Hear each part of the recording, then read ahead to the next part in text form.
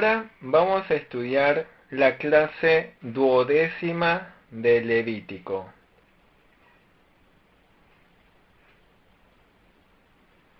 Estudiamos desde Levítico capítulo 24, versículos 1 al 4. Habló Jehová a Moisés, diciendo: Manda a los hijos de Israel que te traigan para el alumbrado aceite puro de olivas machacadas, para hacer arder las lámparas continuamente, fuera del velo del testimonio, en el tabernáculo de reunión. Las dispondrá Aarón desde la tarde hasta la mañana delante de Jehová. Es estatuto perpetuo por vuestras generaciones. Sobre el candelero limpio pondrá siempre en orden las lámparas delante de Jehová. Dentro del tabernáculo había un candelero. El candelero tenía 7 lámparas. El candelero estaba formado de 7 lámparas.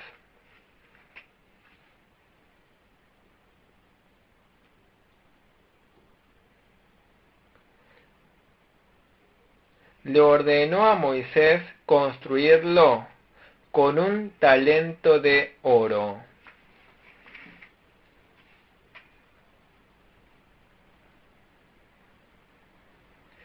Se debía proveer aceite continuamente para que las lámparas nunca se apaguen. Hasta la mañana se debía vigilar las lámparas y se debía alumbrar siempre hasta la noche. ¿Qué significa esto? Significa que nuestro corazón siempre debe alumbrarse con la verdad y el Espíritu Santo sin cesar. Nuestro espíritu siempre debe estar despierto.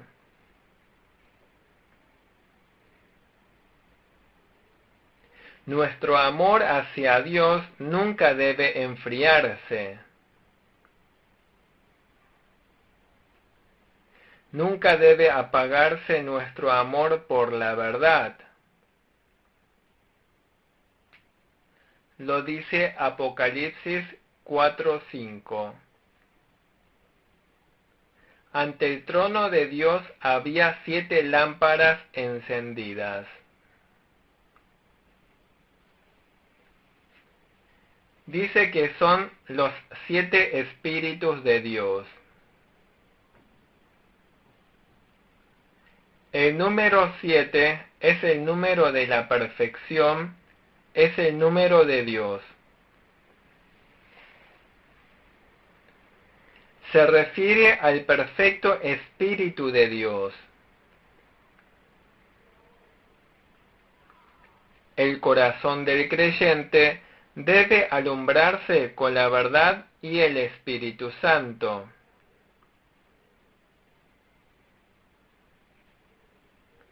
Toda la oscuridad se retira. Entonces se retira toda la preocupación y angustia del mundo. Hay una línea divisoria entre la luz y la oscuridad.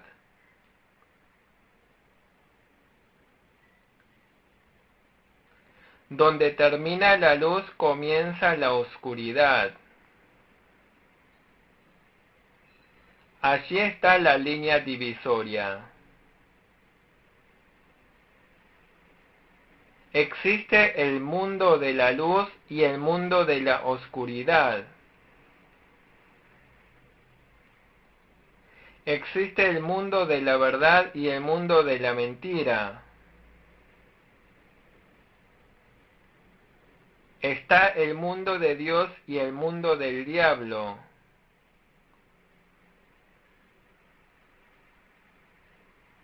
Siempre hay que proveer aceite para que el fuego de la verdad nunca se apague.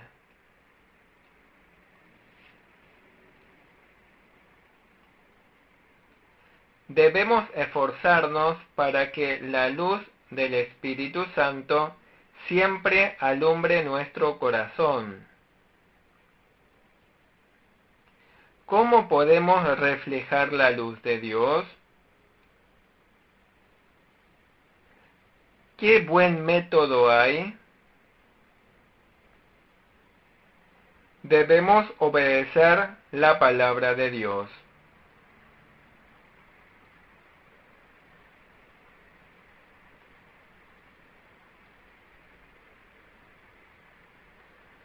La obediencia es negarse a sí mismo. Jesús dice que si alguno quiere venir en pos de Él, hay que negarse a sí mismo. Los versículos 5 al 9 hablan sobre los panes de la proposición. Se debía hornear el pan con flor de harina. Se debía poner incienso puro. Es el pan conmemorativo de ofrenda encendida para Dios. Es con flor de harina. Representa que nosotros somos hechos totalmente polvos delante de Dios. Significa que debemos negarnos a nosotros mismos.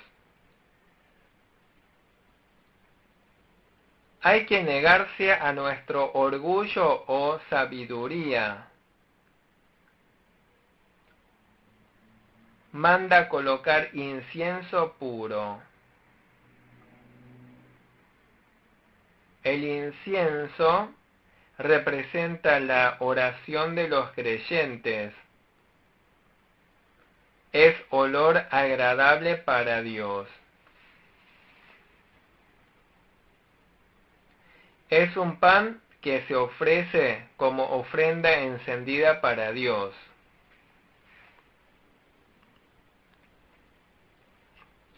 Es pacto perpetuo para los descendientes de Israel. Romanos 12:1. ¿Cómo es la ofrenda que Dios acepta alegremente? Nuestro cuerpo debe ser sacrificio vivo y santo. Nuestro cuerpo debe ser sacrificio santo. Nuestro corazón es importante. También nuestro cuerpo debe ser santo delante de Dios. Esto es el culto racional, espiritual. ¿Qué significa culto espiritual? Es el culto que acepta Dios. Lo que agrada a Dios. Apocalipsis 11:1. Dice que mida el templo de Dios, el altar y a los que adoran en él. Significa que allí están los que rinden culto a Dios. Es ser hecho completamente ofrenda de cereal, ofrenda santa. El versículo 9 dice, es cosa muy santa. En los versículos 10 al 16 habla sobre alguien que blasfemó el nombre de Jehová. Versículos 10 y 11. En aquel tiempo, el hijo de una mujer israelita, el cual era hijo de un egipcio, salió entre los hijos de Israel, y el hijo de la israelita y un hombre de Israel riñeron en el campamento. Y el hijo de la mujer israelita blasfemó el nombre y maldijo. Entonces lo llevaron a Moisés, y su madre se llamaba Selomit, hija de Dibri, de la tribu de Dan. Cierto hijo de una mujer israelita discutió con alguien. Su madre es israelita y su padre egipcio. El hombre riñó con otro israelita. El hijo de la mujer israelita blasfemó el nombre de Jehová. Eso puede pasar. Hoy en día hay gente creyente que cuando pasa por pruebas se opone a Dios. Hay casos de peleas entre pastores y ancianos. También puede haber discusión entre los miembros de la iglesia. Hay varios conflictos en la iglesia. Pasaba lo mismo en el pueblo de Israel. La iglesia terrenal es imperfecta. Hubo discusiones y pleitos. Un hombre blasfemó el nombre de Jehová con maldiciones. El hombre fue apresado. Dios, ¿cómo solucionamos este problema? El hombre es encerrado hasta que se revele la voluntad de Dios. En el versículo 13, Dios le habla a Moisés: saquen afuera a la persona que ha blasfemado el nombre de Dios. Salgan también los testigos que lo escucharon. Las personas colocan sus manos sobre la cabeza del hombre que blasfemó el nombre de Dios. Le hacen imposición de manos. Luego, los testigos que lo escucharon deben apedrearlo hasta morir. Versículo 15. Y a los hijos de Israel hablarás diciendo: cualquiera que maldijere a su Dios llevará su iniquidad. Todo el que insulte el nombre de Dios debe cargar con su pecado. Ocurre lo mismo hoy en día. Cuando trabajamos en la obra de Dios, puede resultar que no estamos de acuerdo. La distancia entre Dios y nosotros es demasiado grande. En los montes hay muchos insectos. La semana pasada fui al monte para orar durante una semana. Me fui al monte una semana llevando una carpa. Muchísimos insectos vuelan por los montes y entraron también a mi carpa. En los montes hay muchos insectos. Esos pequeños insectos no entienden los sentimientos humanos. Nosotros solemos matar esos insectos insignificantes. No sentimos ningún tipo de remordimiento. La distancia entre nosotros, los hombres, y los insectos es pequeña, mientras que la distancia que hay entre nosotros y Dios es realmente grande y grave. Puede haber que la voluntad de Dios no sea comprensible para nosotros los hombres. ¿Por qué Dios obra así? Por ejemplo, mandó a los israelitas dar vueltas alrededor de Jericó. Den vuelta una vez por día durante 6 días. Deben formar una alineación. Al frente estarán los soldados. Le siguen 7 sacerdotes. tocan trompetas hechas con cuerno de carnero. Luego los sacerdotes que llevan el arca del pacto de Jehová. Atrás de ellos el pueblo israelita, así deben dar vueltas alrededor de Jericó. Deben tener cuidado de algo. Mientras que los sacerdotes tocan las trompetas, el pueblo debe guardar silencio. En el séptimo día deben girar 7 vueltas alrededor de la ciudad. ¿Por qué les ordenó eso? ¿Cuál es la razón? ¿Cuál es el propósito? ¿Por qué debían hacer eso? En la Biblia, ni Moisés ni los israelitas hicieron esas preguntas. Puede ser que nosotros hagamos preguntas a Dios cuando nos pasa algo. ¿Por qué permitiste que nos pasara esto? ¿Por qué me hiciste pobre? ¿Por qué tengo que vivir muy difícil? ¿Acaso no soy de tu pueblo?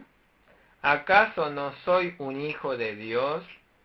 No debemos hacer estas clases de preguntas. ¿Qué dice la Biblia? Si lo aceptamos con gratitud, nada hay para desechar. No debemos desechar la voluntad de Dios. Debemos obedecer los mandamientos de Dios. Vivimos en una generación en que los creyentes no obedecen la palabra de Dios. ¿Ustedes obedecen bien la palabra de Dios? ¿Están santificando el día del Señor? ¿Están sirviendo fielmente en la iglesia? Obviamente a veces los creyentes obran mal. Si no se trata de un asunto de la verdad, debemos proteger la fe. Confíe en la soberanía de Dios. Debemos confiar en la soberanía de Dios y obedecer. Romanos 8:28 dice, todas las cosas ayuden para bien. Nosotros debemos anhelar solo que Dios reciba la gloria. No discuta con los hermanos. No debemos maldecir a Dios. Dios ordenó la pena de muerte a los que perjudican la actividad de la salvación de Dios y que son de mala influencia para la fe de los creyentes. En la era del Nuevo Testamento no hay que matar a nadie. ¿Qué significa matar aquí? Ser echado de la gracia de Dios. ¿Acaso podemos recibir la gracia de Dios si tenemos un corazón de enojo? Si tenemos un corazón de odio y envidia. ¿Cómo podríamos recibir la gracia de Dios? Queridos hermanos, traten de orar luego de una discusión. ¿Podrán orar bien? Lo dice en el versículo 15, el que blasfemó el nombre de Dios cargará su pecado. Tiene que hacerse responsable por su pecado. Debe cargar con la responsabilidad de su propio pecado. El que insulta a Dios merece la muerte. Toda la congregación debía matarlo a pedradas. Se trata del natural o extranjero, si ha insultado el nombre de Dios debía morir. Versículos 17 al 19. Asimismo, el hombre que hiere de muerte a cualquiera persona que sufra la muerte, el que hiere a algún animal ha de restituirlo animal por animal, y el que causare lesión en su prójimo, según hizo, así le sea hecho. El que matare a un hombre debe morir. Es homicidio. Es derecho humano. ¿Cómo se puede aplicar el derecho humano? Hoy en día también se habla mucho sobre los derechos humanos. Usted estaba conduciendo el automóvil y repentinamente alguien se le cruzó adelante. Provocó la muerte de esa persona. Se trata de un homicidio involuntario. Pero la Biblia aquí se hace referencia al homicidio voluntario. No se refiere tampoco a la situación de guerra. Dios admite las muertes en las guerras. En las guerras de Jehová ocurrieron muchas matanzas terribles. Por ejemplo, en la batalla de Jericó, los habitantes de Jericó murieron todos. Incluso hubo exterminio de animales. ¿Qué significa exterminio? Matanza contra todos, varones, mujeres y niños, incluso bebés de pecho. Algunos pensarán, allí Dios ignoró los derechos humanos. Dios no es misericordioso. No podemos hablar así. Se debe a la gran distancia entre los pensamientos de Dios y nuestros pensamientos. El homicidio del que habla el capítulo 24 se refiere al homicidio voluntario y deliberado. Este homicida debe ser apresado y muerto. Por los derechos humanos de la víctima y los familiares de la víctima. La pena de muerte en la Biblia es algo muy justo. También habla de alguien que mató a un animal. Mató a la vaca u oveja del vecino. ¿Por qué mató al animal? ¿Acaso el animal se le cruzó en el camino mientras caminaba? ¿Mató al animal porque se comió la hierba de su campo? El que mató al animal de su prójimo también debe pagar con un animal. Tiene que pagar por los daños. Otra persona lastimó a alguien. Le rompió los dientes. Le cegó un ojo. O le lastimó el cuerpo con una herramienta. Entonces el culpable debe ser apresado y se le aplicará los mismos daños. El versículo 20 dice rotura por rotura, ojo por ojo, diente por diente, según la lesión que haya hecho a otro, tal se hará con él. Dios proveyó una institución para que pueda pagar el daño causado. El que mató al animal del prójimo debe pagar con un animal. El que mató a alguien debe morir. Esto debía aplicarse a todos por igual, sean naturales o extranjeros. Versículo 23. Y habló Moisés a los hijos de Israel, y ellos sacaron del campamento al blasfemo y lo apedrearon. Y los hijos de Israel hicieron según Jehová había mandado a Moisés.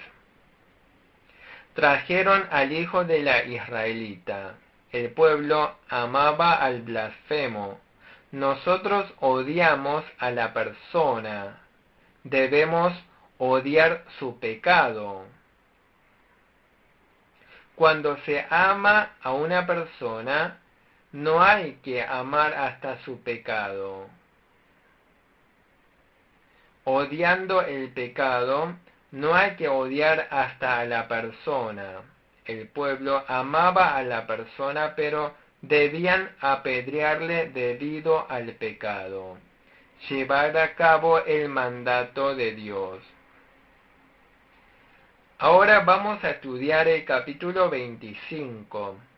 El capítulo 25 habla sobre el año sabático y el jubileo. En el versículo 1, Dios le habló a Moisés en el monte Sinaí. El monte Sinaí es un monte de la península de Sinaí. Se lo llama el monte de Dios. También se le dice el monte Horeb. Enseñen a los descendientes de Israel. Cuando entre a la tierra de Canaán que les he entregado, cuiden guardar el día de reposo delante de Jehová. La tierra necesita de reposo. Parece raro. Dios nos ha concedido el día de reposo, ¿verdad? ¿Cuál es el principio básico del día de reposo? Dios creó el mundo entero. La creación no se limita al planeta Tierra. Durante 6 días se realizó la obra de la creación. En el día séptimo, Dios reposó. ¿Acaso Dios reposó porque estaba cansado? Ordenó diciendo, reposad porque es mi reposo. Pero aquí dice que la tierra debe reposar. Dice que siembren y labren la tierra durante 6 años. Pero en el séptimo año la tierra debe reposar completamente. Porque es reposo para Jehová. No hay que sembrar semillas en el campo, ni deben cosecharse las uvas. ¿Qué hacer con las frutas que se producen por sí solas? No cosechen. No deben recoger las frutas. Incluso en el año sabático también se podrá comer. Pueden comer sus siervos y siervas. Versículos 6 y 7. Mas el descanso de la tierra te dará para comer a ti, a tu siervo, a tu sierva, a tu criado y a tu extranjero que morare contigo, y a tu animal y a la bestia que hubiere en tu tierra, será todo el fruto de ella para comer. Se refiere a que pueden comer los jornaleros, los extranjeros y animales. Se refiere al séptimo año, el año sabático. Durante 6 años podrán trabajar la tierra en Canaán, pero el séptimo año es año sabático. Versículo 8. Y contarás 7 semanas de años, 7 veces 7 años, de modo que los días de las 7 semanas de año vendrán a serte 49 años. Pasan 7 años sabáticos. Pasan 7 veces 7 años.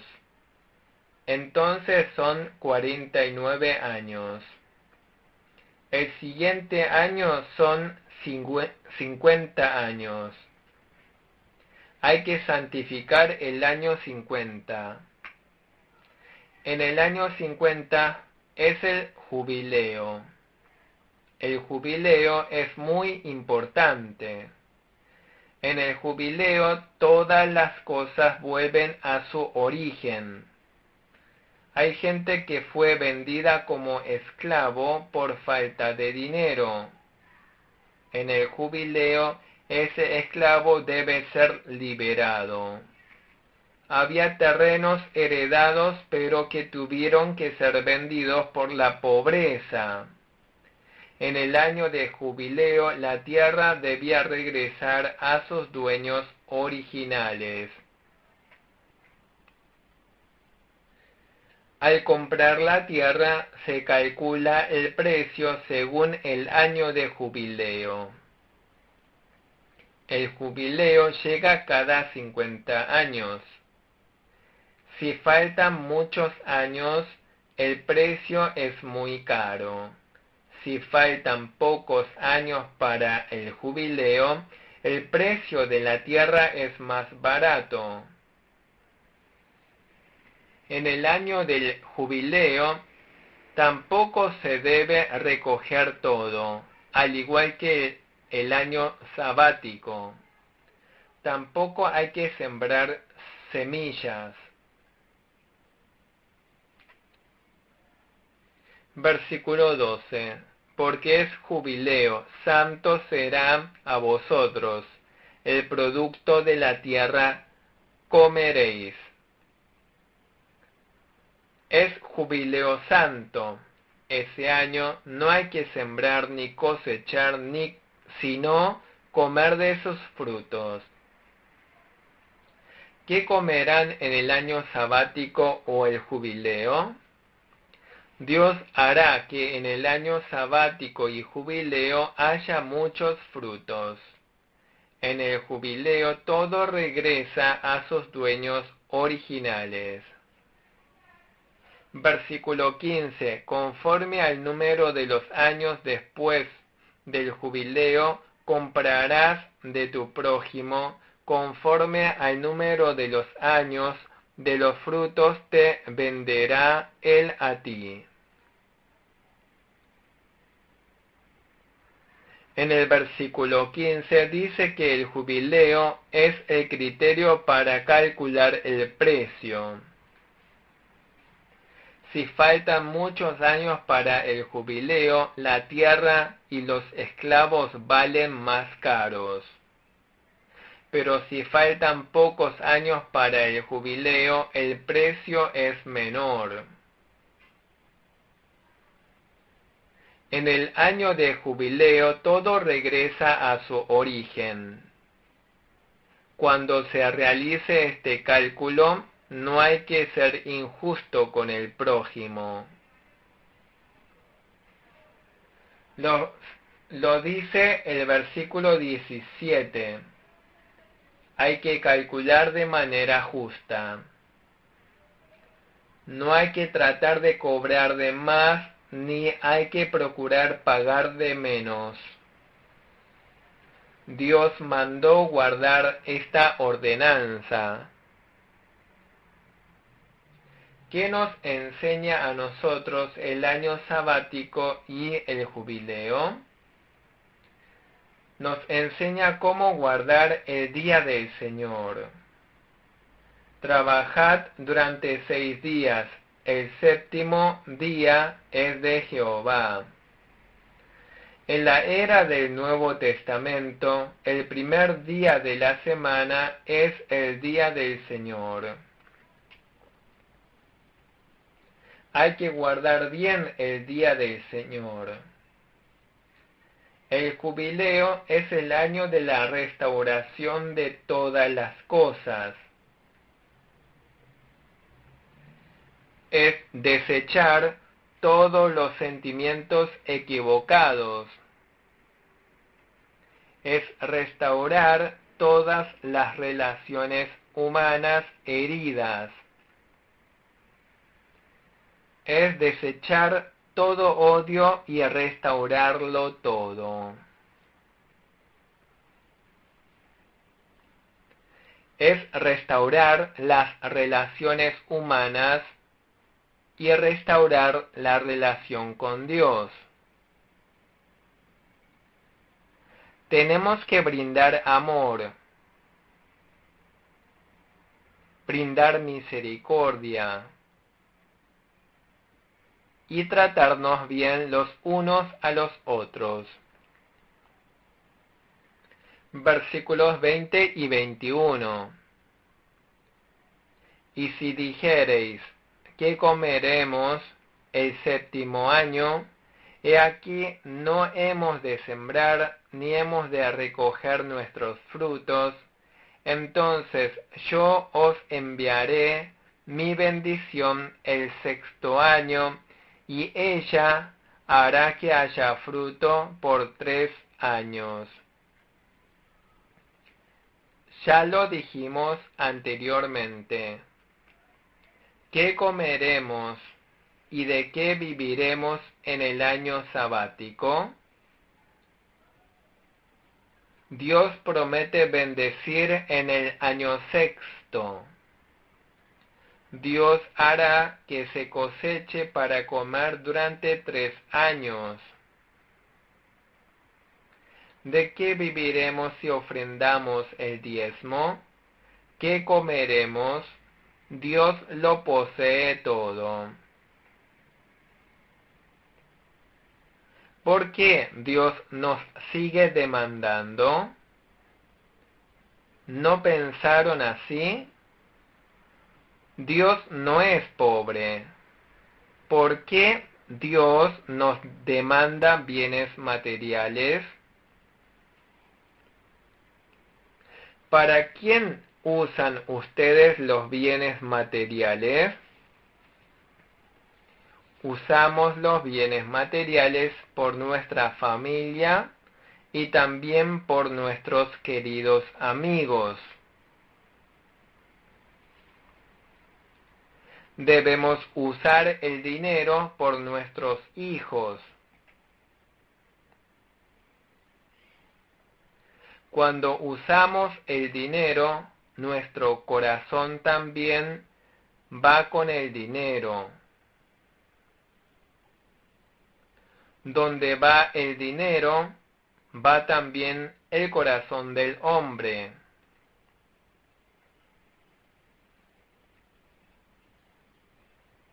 Donde está el tesoro, también está nuestro corazón.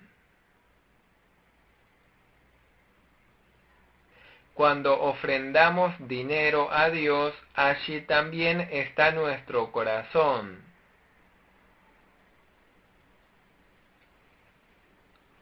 Debemos entregar el diezmo, dar la ofrenda dominical y la ofrenda de gratitud. No es porque Dios sea pobre. Tampoco ofrendamos para que seamos bendecidos. Queridos hermanos, ¿acaso ofrendan para que Dios los bendiga? Somos bendecidos cuando Dios nos bendice. Dios no está obligado. Aunque Dios no nos bendijese, no comete ninguna falta. Sencillamente nosotros debemos agradecerle por los bienes materiales. Debemos agradecer por habernos salvado. Debemos agradecer por eso. Donde va nuestro dinero, también va nuestro corazón. Llegamos a amar más y más a Dios. Llegamos a confiar más en Dios. Dios nos demanda el corazón. En el 8º año se puede sembrar. Entonces Dios bendice para que haya buena cosecha. Versículo 23. La tierra no se venderá a perpetuidad, porque la tierra mía es, pues vosotros, forasteros y extranjeros, sois para conmigo. Dios prohíbe vender la tierra a perpetuidad. El dueño de la tierra es Dios. En el jubileo todo debe regresar a sus dueños originales. En la pobreza, la gente puede llegar a vender la tierra. En el jubileo debe regresar a sus dueños. Lo dice el versículo 25. El hermano debe rescatar. Tiene que calcular y pagarle el rescate. Desde el versículo 27 vamos a estudiar en la próxima clase. Muchas gracias.